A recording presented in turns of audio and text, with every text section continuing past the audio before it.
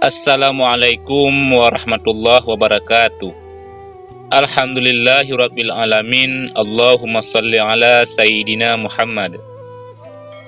Sahabat beriman yang dirahmati oleh Allah, salat 5 waktu menjadi salah satu perintah wajib Allah Subhanahu wa taala bagi seluruh umat Islam. Salat juga menjadi ibadah utama bagi para pemeluk agama Islam untuk selalu terhubung dengan Allah Subhanahu wa taala. Di dalam ajaran agama kita, salat merupakan tiang agama sekaligus dapat menjadi benteng untuk menjaga diri dari perbuatan keji dan mungkar. Lantas, bagaimana tanda-tanda Allah Subhanahu wa taala menerima salat kita? Memang setiap amalan termasuk ibadah salat menjadi urusan setiap muslim dengan Allah Subhanahu wa taala. Namun ada tanda-tanda ketika Allah Subhanahu wa taala menerima salat yang telah dilakukan hamba-Nya. Berikut 6 tanda Allah Subhanahu wa taala menerima salat kita. Yang pertama adalah tidak sombong kepada semua makhluk Allah Subhanahu wa taala. Sikap tawadhu' dalam salat melahirkan jiwa yang rendah hati, sehingga dalam pergaulannya dia tidak sombong kepada sesama manusia. Kekuasaan, kekayaan, dan ilmu pengetahuan tidak membuatnya tinggi diri. Hal ini juga tertuang dalam sebuah hadis qudsi yang berbunyi, "Sesungguhnya aku, Allah, hanya akan menerima salat dari hamba yang dengan salatnya itu dia merendahkan diri di hadapanku. Dia tidak sombong kepada makhlukku yang lain. Dia tidak mengulangi maksiat dan dosa kepadaku.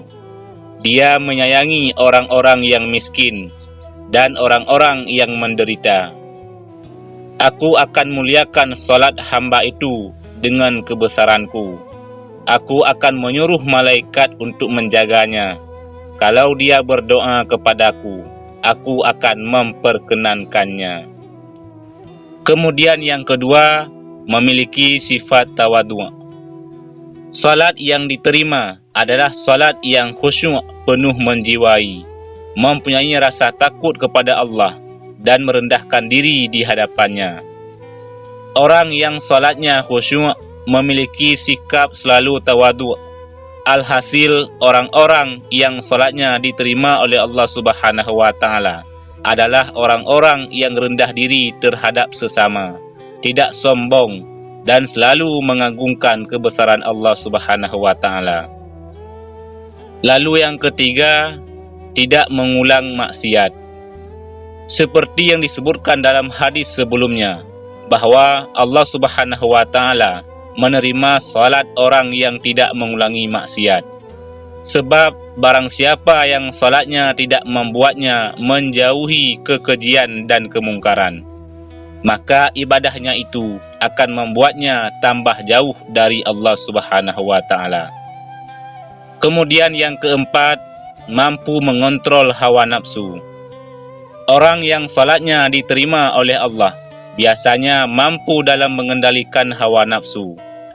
Sebab dalam sebuah hadis juga dituliskan bahwa barang siapa yang salatnya tidak mencegah dari kejelekan dan kemungkaran, maka salatnya hanya akan menjauhkan dirinya dari Allah Subhanahu wa taala.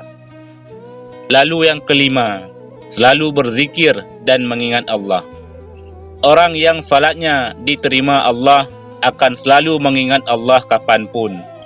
Oleh karena itu, dia akan selalu berzikir, tidak hanya saat selesai salat, tetapi juga dia selalu di siang hari, malam hari, bahkan ketika urusan dunianya sangat sibuk.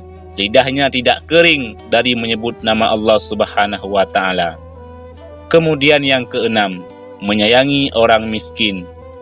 Tanda atau ciri lainnya adalah selain salat, mereka juga mencintai sesama makhluk Allah. Mereka tidak hanya menjaga hubungannya dengan Allah, tetapi juga dengan sesama manusia, terutama orang-orang miskin. Mereka memikirkan penderitaan sesama dan rela menyisihkan waktu dan rezekinya untuk membahagiakan orang lain, termasuk orang-orang yang tidak mampu. Sahabat beriman yang dirahmati oleh Allah, itulah 6 tanda yang menjadi ciri-ciri salat-salat kita diterima oleh Allah Subhanahu wa taala. Semoga kita semua termasuk ke dalam hamba-hamba Allah yang diterima ibadahnya, terkhusus ibadah salat kita. Amin ya rabbal alamin. Wallahu a'lam bissawab. Demikian yang bisa kami bagikan. Mudah-mudahan ada manfaatnya. Wassalamualaikum warahmatullahi wabarakatuh.